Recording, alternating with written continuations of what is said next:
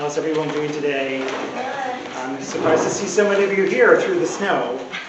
So that's really extraordinary.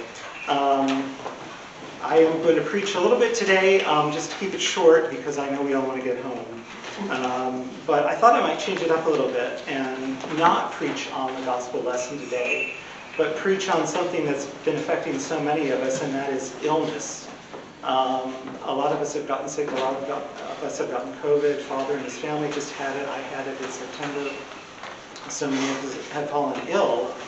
And it might be a good time to sort of go back and look at Orthodoxy 101. Why does God permit illness to happen? Why is it that we all get sick and we're all so frail, and then ultimately, of course, we all are going to die?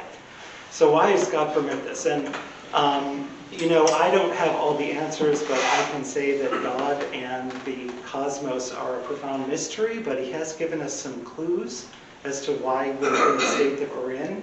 And one of the clues, major clues, of course, is the first chapter of the book of Genesis, that we are the way we are because of the fall, because Adam disobeyed and was expelled from Eden. And when that happened, man fell and became heir to sickness and death. And out of that fall also came a lot of the cruelty and the waste that we see in nature. I mean, we have this massive storm coming up today, and I've heard that it's going to be a lot worse down in North Carolina and northern South Carolina than we're going to get it here. There's going to be a lot of icing, and I'm sure people will die in traffic accidents and so forth, or from loss of power or what have you. So why does all this happen? Well, we really have to look to the fall of man and the fall of nature when that happened. Adam was banished from the garden and placed to the east of Eden. And there he was told to till the ground out of which he was made. And that's where we get the saying, ashes to ashes, dust to dust, when we have the funeral service. And there was a tree of life there in the garden, which was not accessible to Adam and Eve after the fall. If you remember the chapter and verse, God placed the cherubim there to guard the tree of life so that we could never go back there and sort of regain what we had. And we were barred at that point, for the life that we were created for, namely to live in paradise forever with God. But there's a wonderful prayer in the liturgy of St. Basil, which we say during Lent, where the priest asks God to preserve the good in goodness and make the evil be good by thy goodness. So God can take that which is evil, and in this case that is illness, and transform it into something which works for our salvation. And we forget sometimes, I think, when we get wrapped up in the world, that we were not made for this world, but that it's transitory. We're all traveling through it to our eternal destination. We get caught up in the ephemera of life, and we neglect the things that are needful, and especially the one thing needful, and that is to love God with all our heart, with all our mind, and with all our soul. And forgetfulness of our true home is so common, in this day and age, especially in the 21st century, because we have so many things to distract us all the time. We have our phones. I mean, just think of that, how often we're on our phones and our computers at home and the internet, and now we have Netflix and Amazon and all the streaming services. So you could literally go through weeks, if you wanted to, without praying, without thinking a single thought about God. It's just very easy to do in this day and age. Everyone is distracted. And in that place of distraction, I think probably there's a Starbucks, right? Basically. And it's very easy to do that, to just get lost in, all the things that don't really matter. But when we're sick, especially when we're really sick, we're lying in the bed of sickness, and suddenly things become prioritized for us. We remember what is really important.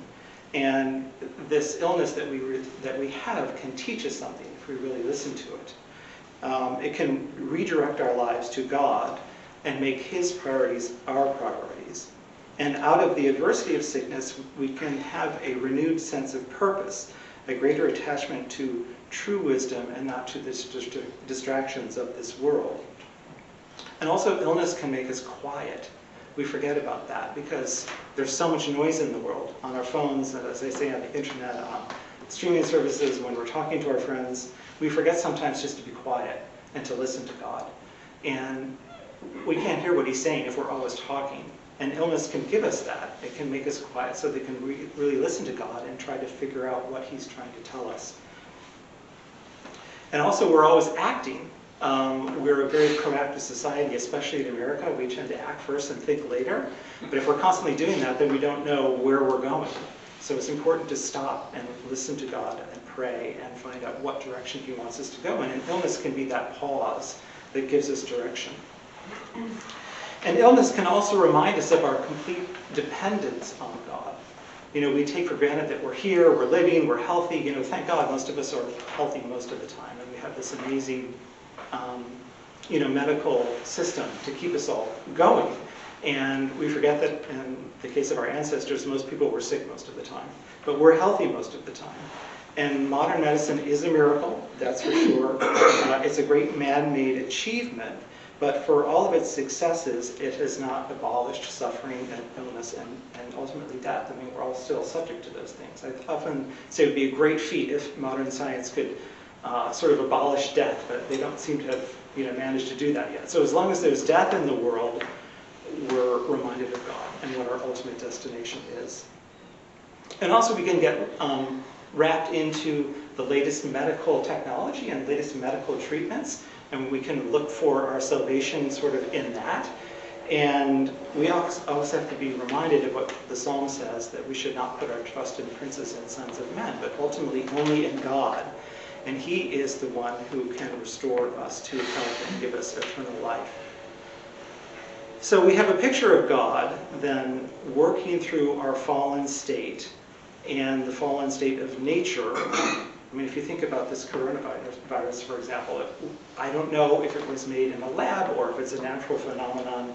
I think the jury is still out on that. But why do we have viruses at all? What is the purpose of viruses in God's creation? I really don't know.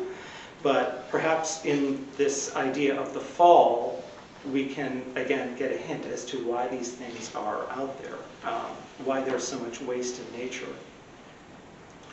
But even in spite of that, God uses evil to work through our fallen state to affect our salvation. All he wants from us is our cooperation. We're often so hard-headed and obtuse that it takes a serious illness to get our attention. And that is really true in my case. I mean, when I got COVID, I was out of it pretty much for 3 weeks. I spent a week getting sick and then a week being really sick. And then finally, by the third week, I knew I was recovering, but I was still a little bit sick. And I hadn't been that sick since I was a kid, since I had chicken pox or whatever when I was, before I was 10. And it really does change your worldview. I mean, your time sort of stops when you're in bed like that. And it does give you a different perspective, and it does make you realize what is important and what is not. So in our weakness, we can finally recognize our frailty, how dependent we are on God, and also our vanity when we are healthy, because so often when we're healthy, we don't think about God. We just go about our life and kind of forget about him. We recognize that everything we are, our very existence, and everything we have belong to God. And what is the solution to the estrangement between us and God? Is God satisfied that we are subject to illness and death, or does he want something better for us? And the answer, of course, is Jesus Christ. We have to look to Jesus, the pioneer and perfecter of our faith.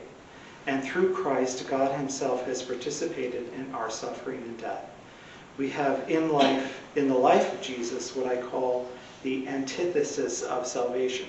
Through the cross, joy has come into all the world. Through the suffering of Christ, joy has come. And that's kind of really makes you think, how could suffering lead to joy? But by sending Christ to participate in our suffering and death, he ultimately brought us back to paradise. That is the mystery of the cross, the mystery of the Christian faith.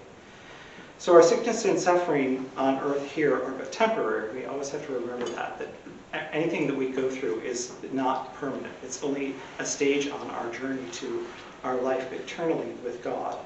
So let's try to remember all this, when we're in the bed of sickness, and give thanks to God, and let our perspectives be changed. Try to listen to God, what He's telling us, and know that even though we're suffering in the moment, God can work this evil that we're suffering through for our salvation and our recovery. So glory to Jesus Christ. Glory to